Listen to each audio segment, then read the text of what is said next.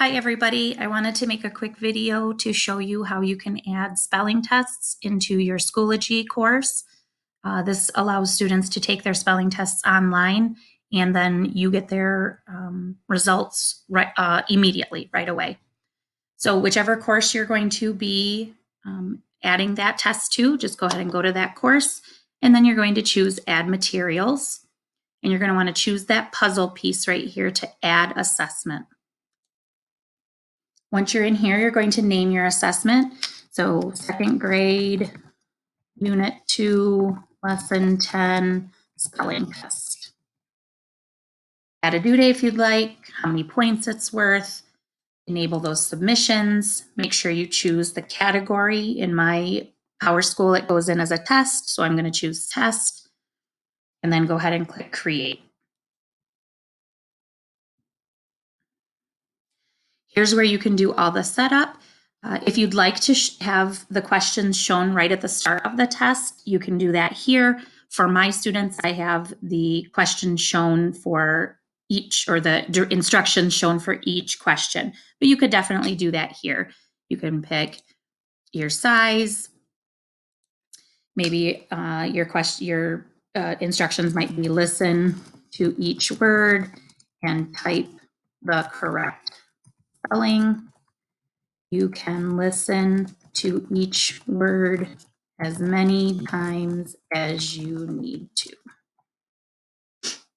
You can go ahead and have that. You could highlight it if you needed to. Go ahead and choose all of your assessment settings. I'm not going to put a time limit. I don't want them randomly ordered. My students don't need to see the possible points. You could change for flag questions for review if you wanted, or there wouldn't be eliminate choices because it's going to be a fill in the blank. They don't need a calculator, they don't need a ruler or a protractor, they don't need to highlight any text, and they don't need a notepad. I do want my students to be able to see their results. So I'm going to go ahead and click that. I obviously don't want the correct answers because I do want them to have the chance to go in and take it a second time. So I am going to just choose yes. That will allow them to see their results, how they did, without giving the correct answer. And I am going to allow 2 times, 2 attempts, so that they can go back in if they need to take that test again. And then their final grade is determined by their higher score, but you could do whatever, or you could choose their last score. Go ahead and click save. And that has all of your settings. Then you're going to go back to the top. Right now you're in setup. You're going to move into questions. This is where you're going to choose the question type. And for this spelling test, you're going to choose the fill in the blank text. So right here under ordering.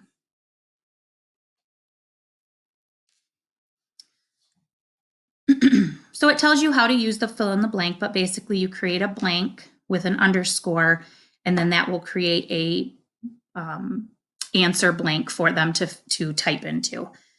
So this is where I include my directions, and I'm going to show you a test that I already have set up, and then I'll show you how I do that. So for each question, I have click play, and I did include that play button. For my students, I thought that was important for them to have the visual as well as the word. Click play to hear the word, type the correct spelling. Down below it is where we're going to add the audio. That's how they're going to be able to hear the word. And then right after that, I included the underscore that gave me the response. So when the students come to that question, this is what it will look like for them. Click play to hear the word, type the correct spelling, and then there's that play icon so that they could see that. And the audio is right here. And then here's where you'll put in the correct spelling. So let me show you how to do that. So I want them to click play to hear the word, type the correct spelling. And I just want those words to be a little bit larger. So I'm going to change my size. I may even go bigger than that. I'm also going to bold it. And then in order to get that icon, I'm going to click in front of play. And then that icon is actually right here in the special characters. So if you click that, Right down here at the bottom, there's that special character, the play button. So I'm going to click that and it inserts that play button or that play icon right where it needs to be. So now what I'm going to do is I'm going to insert an audio. And to do that, you can insert an audio, or if you would like your students to be able to see your face, you could also input a video of you saying the word. It might be important for them to see your face or especially your mouth movements to say the word. I've chosen just to do audio, but you could do either one. When you choose it, either audio or video is right here with this kind of music note behind it. So click on that. So you can choose from audio player, you can choose from video player, and there's some other things there, but audio player and video player are what you would use for this spelling test question. If you had some videos, you could record a bunch of videos at once and then upload them here, or you can record an audio or video. I'll show you videos is the same way. So if you had some videos, you could record those and then upload them, or you could record right from the question. So here's where you would choose the record audio if that's what you're going to do. You'd go ahead and click it. And then when you're ready to begin, it will count down for you. What I like to do is how I would do a typical spelling test in my classroom. I say the word, use it in a sentence, and say the word one more time. And then you click, I believe it says end. I'll show you here in a minute. And then it will save that recording for you. So let me show you how that works. We're going to pretend that the word is was.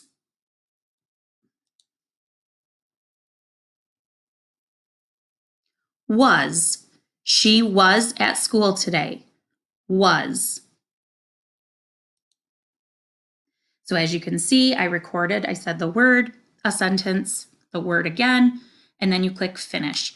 If you want to listen to make sure that you've gotten everything, I have found a few times where I've started a little bit too early or pressed finish a little too early and it cut me off.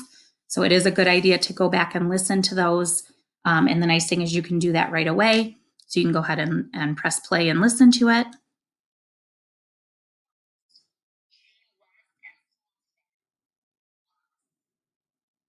That sounds pretty good. It didn't cut me off. So I'm going to click OK.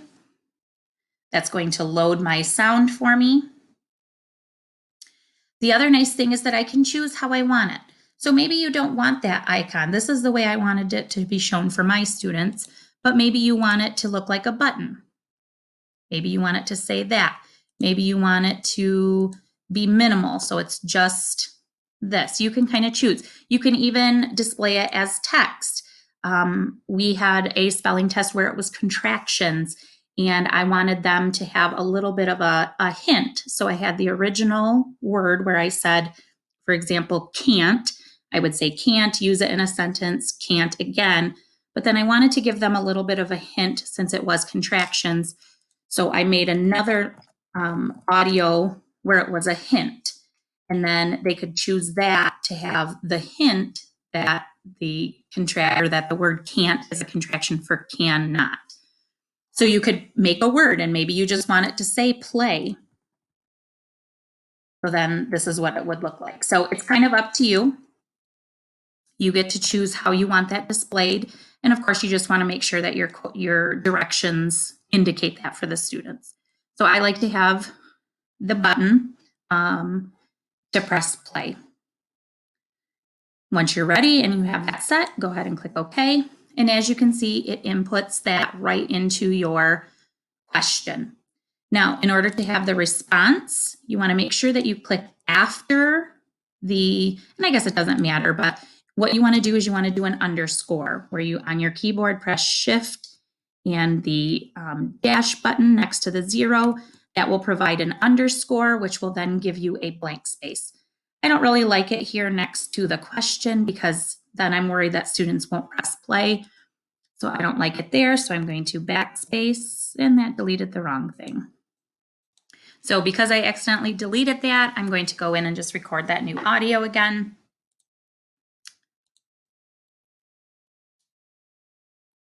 Was. She was at school today. Was. Then again, I can play it.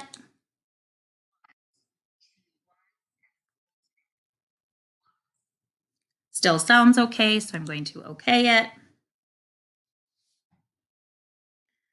I want to change that to the button instead of the bar. Click OK. Now it's back in there. So as I was saying, I don't like the blank space for the students here. I'm afraid they won't see that play button, or they might miss it, or it just, I wanted it to flow a little bit better. But again, it's your preference. So I'm going to make sure I click over here after the audio button or audio player. And then there I'm going to input that underscore. So shift and then the dash line next to the 0, that provides that response. And then as you can see down here, I like that set up better where it has the directions, the play button, and then you move down to the response bar. So you want to make sure so that you have your correct answer set up. This is where you're going to type the correct spelling of that word. So the word was. You just make sure that the correct spelling, whatever spelling you put in there, is what they will grade on. If for some reason you were only looking for a partial match, you could choose that. I, of course, want the exact match. You can decide if it's case sensitive as well. I know sometimes we have spelling tests with names or proper nouns or abbreviations like Mr. and Dr. In those cases, I would want those case sensitive because I would want to make sure that students are capitalizing that. But again, that's up to your grade level. Here's where you can add your learning objectives. So mine are in my custom learning objectives. I actually put all my ELA right in my personal file, but if you didn't have them in your personal file, you could go right into school, your grade level, ELA, and then this is actually in reading literature and informational text. And it's right here, the knows and applies second grade phonics and decoding skills. I'm going to choose that, confirm it. So now that objective is attached right to those standards. So you can click save. Now that's right there. So now instead of having to type that every single time, what I can do is I can go ahead and click the 3 dots here at the end. Oh, before I show you that too, you could change the points.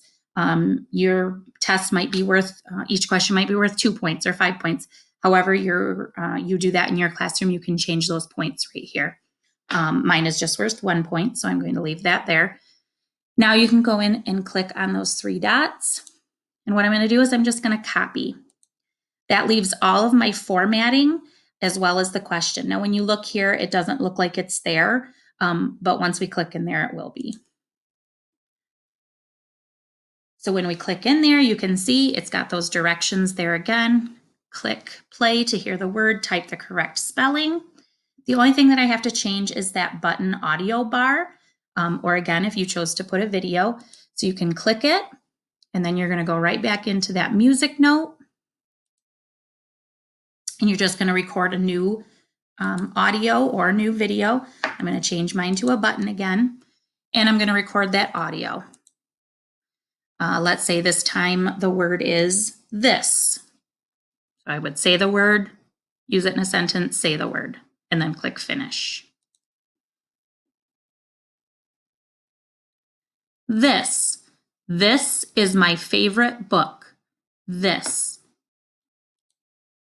Again, I can listen to it, make sure it sounds okay.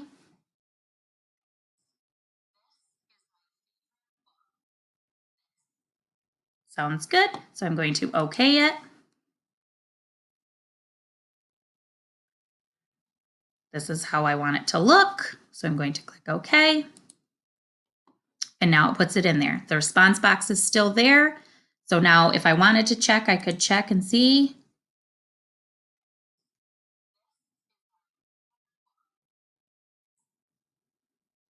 Sometimes we get interrupted and we can't remember if we've changed that or not. So you can always check that and see if that's the correct word.